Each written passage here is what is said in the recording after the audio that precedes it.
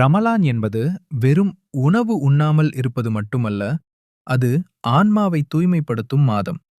இந்த மாதத்தில் நாம் முக்கியமாகச் செய்ய வேண்டியவை: 1. தொழுகையில் ஆர்வம். ஐவேளை கடமையான தொழுகைகளை ஜமாஅத்தோடு பள்ளிவாசலில் தொட முயற்சி செய்யுங்கள்.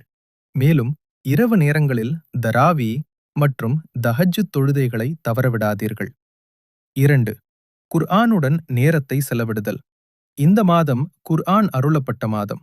எனவே தினமும் ஒரு குறிப்பிட்ட அளவு குர்ஆன் ஓதுவதை வழக்கமாக்கிக் கொள்ளுங்கள்.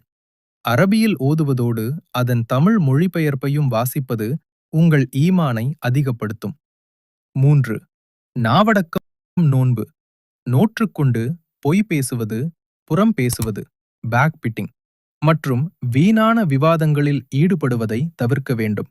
யார் பொய் பேசுவதையும் அதன்படி நடப்பதையும் விட்டுவிடவில்லையோ அவர் பசித்திருப்பதில் இறைவனுக்கு எந்த தேவையுமில்லை என்பது நபிமொழி. 4. அதிகப்படியான தர்மம் சதாக்கா.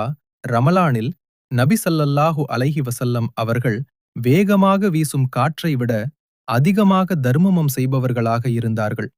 உங்களால் முடிந்த ஒரு சிறிய தொகையையோ அல்லது ஒரு ஏழைக்கு இஃப்தார் உணவையோ வழங்குங்கள். 5.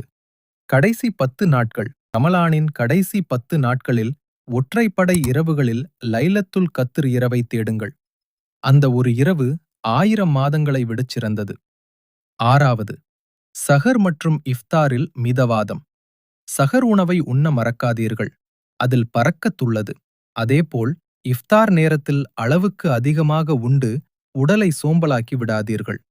இந்த ரமலான் நாம் வாழ்வின் கடைசி ரமலானாக கூட இருக்கலாம். எனவே ஒவ்வொரு நொடியையும் நன்மைகளுக்காக பயன்படுத்துவோம். வல்ல இறைவன் நம் நோன்புகளையும் நற்செயல்களையும் ஏற்றுக்கொள்வானாக. ஆமீன்.